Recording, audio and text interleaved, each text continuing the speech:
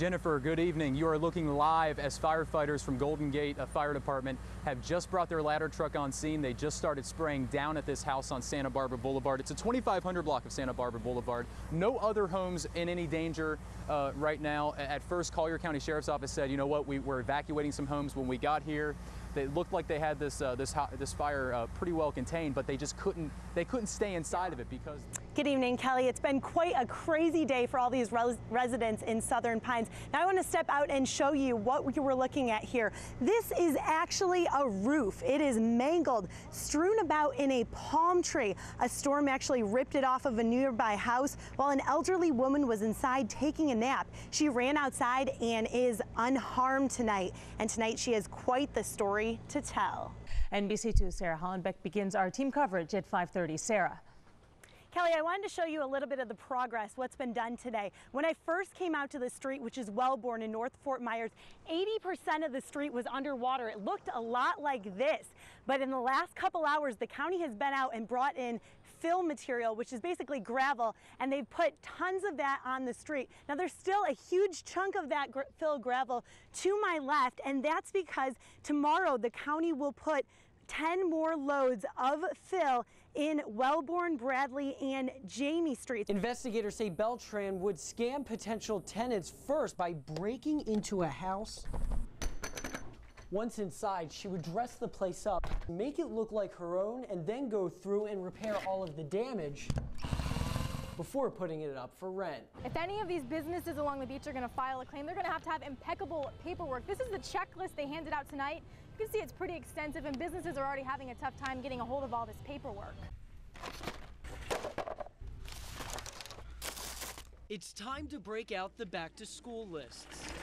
Uniform pants, notebooks, and pens and things like that. From Friday through Sunday, sales tax is lifted on all back-to-school items. Pens, pencils, notebooks, and calculators, as long as it's priced under $10. Hot-ticket items Target stores say they'll have trouble keeping in stock. Composition notebooks are always a big seller this time of year, and kids' nap mats for kindergarten kids. But it doesn't stop there. Clothes go tax-free if they're under $50.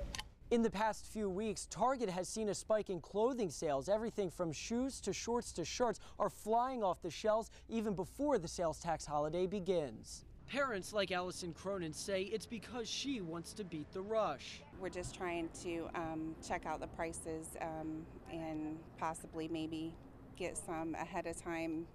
We have a hard time finding her size. The state expects spenders to save a total of $26 million at the cash register this weekend, especially since the sales aren't just for students. Teachers coming in to get those first day outfits for back to school as well.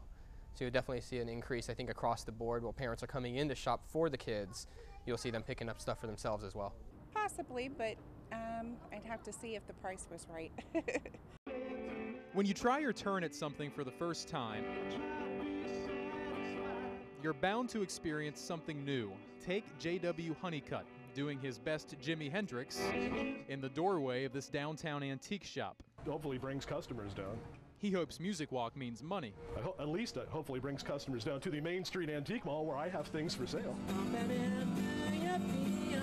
You'd be hard-pressed to find a business in downtown Fort Myers not participating in the inaugural Music Walk, a theme stolen from the popular Art Walk, which has breathed life into Friday nights for Spirits of Bacchus Bar. Fridays have been great for us, but we do need Saturdays to kind of pick up. That sentiment is echoed not only by business owners, but by patrons waiting for something like this to gain any traction. It's a real nice area. You don't even see half this stuff when you come down here in the normal evenings because nothing's open unless it's an event like this happening. Business owners are given the chance to book their own talents. Well, they treat each other bad, they make each other sad. The people they're looking to draw in. Thank you. Have a great night. Well, that's an easy answer. The ones that spend money. In downtown Fort Myers, Paul Gessler, NBC2.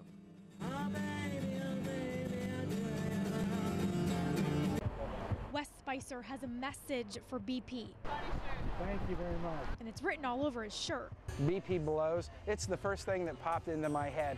Spicer is from Florida's East Coast. About a month ago, he started to make these t-shirts. Now, about 7,000 shirts later, he's bringing his campaign across the state.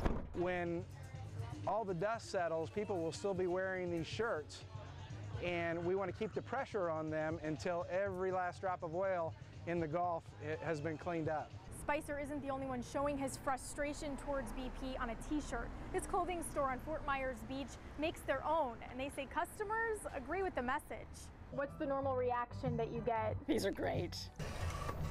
Krusty Pete's owners started printing these soon after the oil spilled into the Gulf. The minute the disaster erupted, we were extremely angered, and we said we've got to express ourselves. Owner Marcy Anderson says she's lost business because of the perception of oil.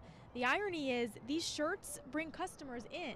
Whether or not it ends up here, the tourism has taken a nosedive. Spicer, who now has shirts here in Southwest Florida, says it isn't just BP at fault. Some extra people below right now too, but the focus is on BP. They're hoping their message gets out and some of their proceeds can help the cleanup effort. On Fort Myers Beach, Christina Mora, NBC2.